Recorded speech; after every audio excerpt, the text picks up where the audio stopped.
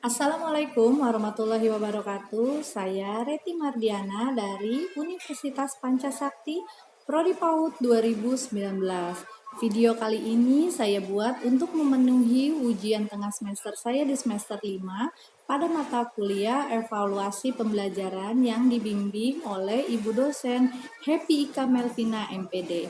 Materi kali ini saya akan membahas tentang tujuan, fungsi, dan ruang lingkup evaluasi pada pendidikan anak usia dini. Berikut pemaparannya.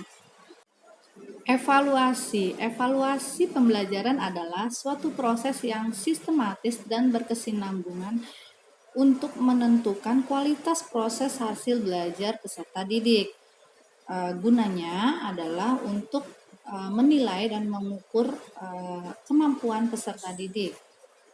Tujuan adanya evaluasi pembelajaran pada pendidikan anak usia dini, yaitu untuk mendeteksi kelemahan selama pada proses pembelajaran, memperoleh gambaran kemajuan yang dicapai oleh peserta didik, mengecek atau menilai ketercapaian kemampuan peserta didik, dan yang terakhir adalah untuk menyimpulkan penguasaan peserta didik selama proses belajar berlangsung. Ruang lingkup evaluasi pembelajaran dalam perspektif domain hasil belajar. Hal ini dibagi 3, yaitu domain kognitif meliputi analisis, evaluasi, pemahaman, dan penerapan. Yang kedua adalah domain afektif. Domain afektif meliputi kemampuan menerima, menilai, mengorganisasikan, dan membentuk watak. Yang ketiga adalah domain psikomotor. Domain psikomotor ini meliputi meniru, menyusun, melakukan dengan prosedur, dan tindakan secara alami. Ruang lingkup evaluasi pembelajaran dalam perspektif penilaian berbasis kelas. Dalam hal ini mencakup kegiatan pengumpulan informasi pencapaian hasil belajar dan pengambilan keputusan berdasarkan tingkat kelas selama setelah proses pembelajaran bisa dilakukan di dalam kelas maupun di luar kelas. Ada 5 bagian, yaitu kompetensi mata pelajaran, kompetensi rumpun pelajaran, kompetensi tamatan, kompetensi lintas kurikulum, dan terakhir adalah pencapaian keterampilan hidup.